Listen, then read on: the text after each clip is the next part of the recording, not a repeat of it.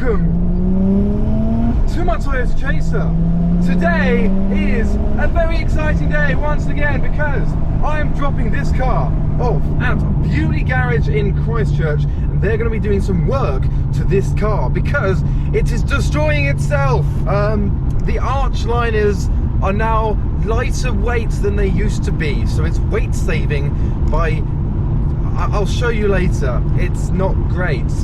So I'm gonna do some changes, and in time for Adam Seafest, which is on the 1st of May, it's coming up very soon. It's only like a week away from when I post this video. I have got a body kit for this car, and we are fitting the kit to be revealed at my show. So if you want to see the kit for the first time before anyone else, tickets for the show are available down low. So Beaulieu Garage have their showroom in Beaulieu by the Motor Museum, but then they have a state-of-the-art workshop in Christchurch, and that is who I'm giving the car to get the body kit fitted and to sort the self-destruction problem, and even take the spoiler off, and maybe a few other things. So I'm going to bring you with me and show you what we're up to with this car to fix it and source it for my show. But here we are at Beaulieu Garage with a reversing highway maintenance vehicle ready to do the biggest change that this car's ever had done to it, as far as I know, because I don't know some of its history, but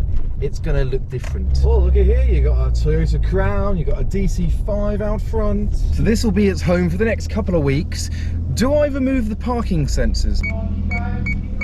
So here we are in the garage with the Chaser. It's going to be here for quite a few days, and this is the last time you will see it in its familiar formats, because over here we have the new body kit. This is a Vertex body kit that a lot of Chasers have. This is a genuine kit. It just needs a little bit of loving. It is the correct colour currently, but we still need to paint it the correct colour again. Liberty Walk stickers, that's going to come off, yeah.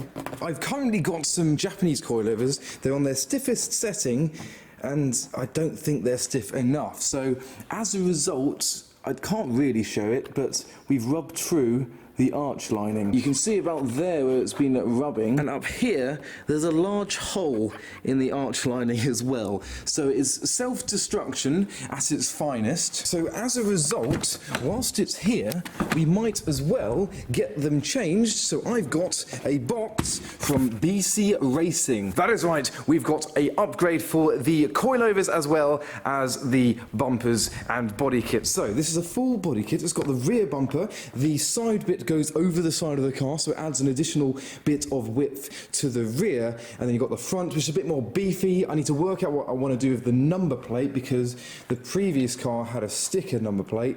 Maybe I should get one of those. And then the side skirts are about twice as deep as the current one. So this is a Tourer V kit, so it's got the lower lips here, it's got the lower lip around there and around the front as well. And you know you hate my Armadillo exhaust. Well, this exhaust was built to fit specifically the Vertex kit. So once the kit's on, it might look alright. It probably won't, but it might. So we'll change that after we've put the kit on at a later date.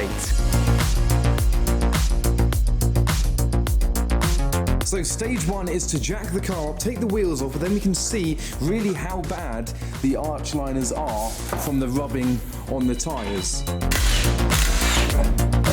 So now that we're under the car, we can see the rubbing on the arch lining, and this has actually been cut out because it's previously been rubbing. So I thought it had rubbed a hole through on this side, but now I'm underneath, I can see it's been purposely cut out because historically it rubs, but it still rubs here, very evidently. So hopefully the new coilovers can sort that, because these are as stiff as they can go. It's got 28 clicks, and they are on their 28th, so we'll see what we can do.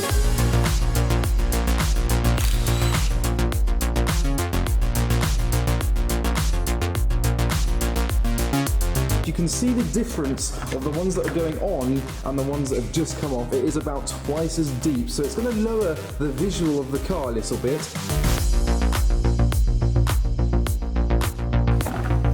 Without the rear lip and the side skirts, it looks like a taxi. But next bit is to take the rear bumper off and then clean it up, because the new bumper is going to go over this, so we want this to be as clean as possible because that's going to have a panel over it.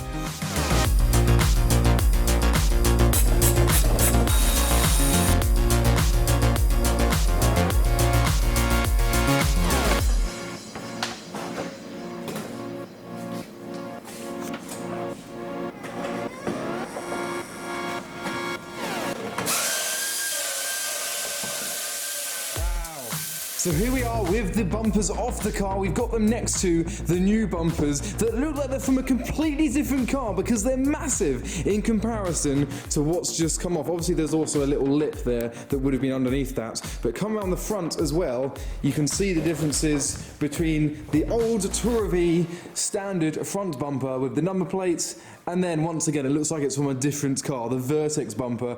That is going to create such a difference. And of course we've got the splitters, which are twice as deep as the current ones. Yeah, that's going to make a drastic effect to the taxi. So here we have my Chaser without the front bumper. You can actually see its front mounted intercooler. Normally they just have one little in the side there. You can see the vents from where it is vent through to the wheel arch, but that's already been done, ready for power gains that will happen in the future. It looks fantastic. I might just run it like that. That looks great.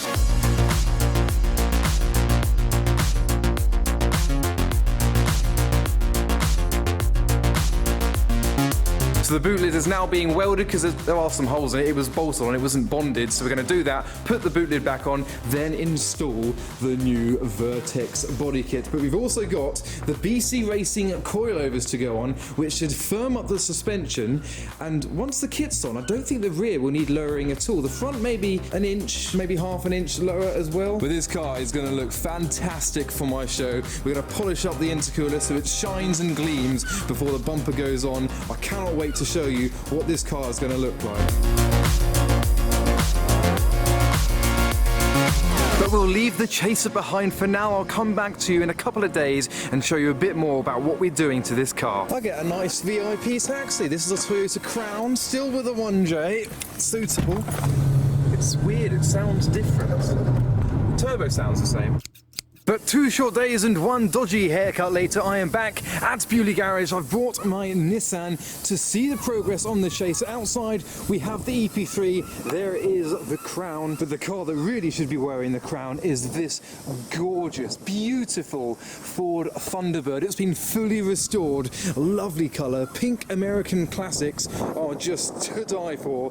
This is probably the most immaculate Thunderbird I've ever seen. Underneath is just as good. You've got the cream interior as well. I'm being distracted heavily by the aesthetic of this Thunderbird. But my car is in the garage and it actually has the body kit on it. We are preparing the kit and this is going to be your glimpse, your first glimpse of the car with the kit on it. So here it is. It's a very close-up view and I've actually cut the parking sensors into the bumper. Haters are going to hate, but they're useful.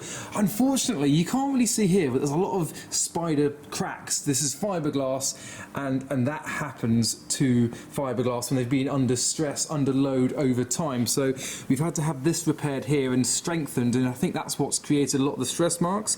You can see one crack along there. When it's wet, it comes more obvious. So that's going to take a bit of time to sort. So we're cutting lines along here to straighten it and neaten it and get it to join here. This join is where most of them fail on the Chaser scene, so it's difficult to get it right. We're trying to get it right. We're doing it properly. We're not using cable ties at all, but this is the Bewley Garage way, so it's the same on the other side. Obviously it's nowhere near finished, and then we're going to take it off, get it painted. We might have to paint it on the car in situ, we don't know, but that is the rear bumper on the car. But around the front we're facing a new dilemma, which is along here. So the previous car that had this bumper had one of those jacking points that kind of protects the intercooler, which I hope I'm going to have time to polish up.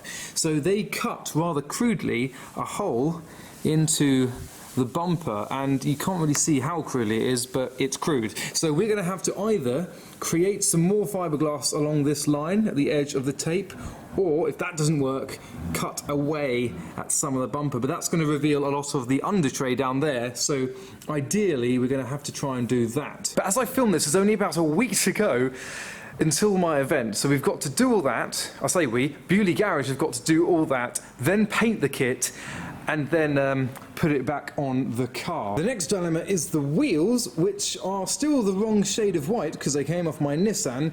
Do I have time to try and refurbish these quickly so that they do match? So I might take the wheels at a later date, take the spoiler too, colour match them to the spoiler, and then put them back on the car. But whilst the rear wheels are off the car, you can actually see that they don't rub at all compared to the front wheels. So the rear fitment was pretty decent, and we're hoping to keep that when we put the new BC coilovers on in replace of the old ones. The car was fine with its old wheels, which are now on my 350Z. Then I put the Nissan's wheels on it, and they had 45 profile tyres, and they started rubbing quite harshly against the inner lining. So I changed the tyres to a 40 profile, and I still noticed rubbing, especially with a passenger and with luggage when I went down to Cornwall. So it was still rubbing, even though these wheels are 18s, the profile's the same as it was on before, it still rubs, so it must have been rubbing before, I must not just have noticed it. One of the previous owners said that yes, they have rubbed in the past. We want to stop that because it's not great to rub a hole through the arch. And as I discovered earlier, a previous owner has cut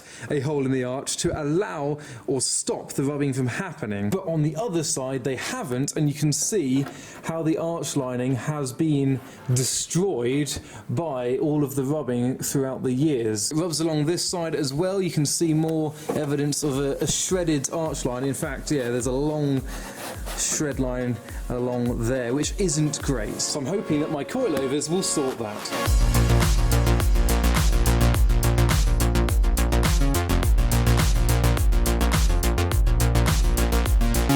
So here are my new coilovers from BC Racing. They've recommended 14 kilograms per mil on the front, and then 12 is the spring rate for the rear. That's what they've advised for a comfortable but firm ride, because I don't want to break my back in the car, but I want to stop the rubbing. So we're going to chuck these on as well. That's going to be part of the grand reveal of the car, which will come very soon. But of course, if you want to be the first to see what this car looks like, tickets to Adam Seafest are available in the link below. In an ideal world, we would respray the whole car because it has had paint through its lifetime, so there's a few little differences if you really know how to look at paint differences, but we're not going to do that. We're going to match the colour on the bumpers to the car as best as we can. But I don't mean to keep you hanging or anything, but there is going to be a part 2 where we reveal the car and what it looks like with the new body kit. So the car will be on display at Adam Seafest, which is this coming Monday, Bank Holiday Monday, the 1st of May. There's going to be show cars, there's going to be supercars, there's going to be classics, modified, muscle, JDM, a top 25 section. All 4 of my cars will be there,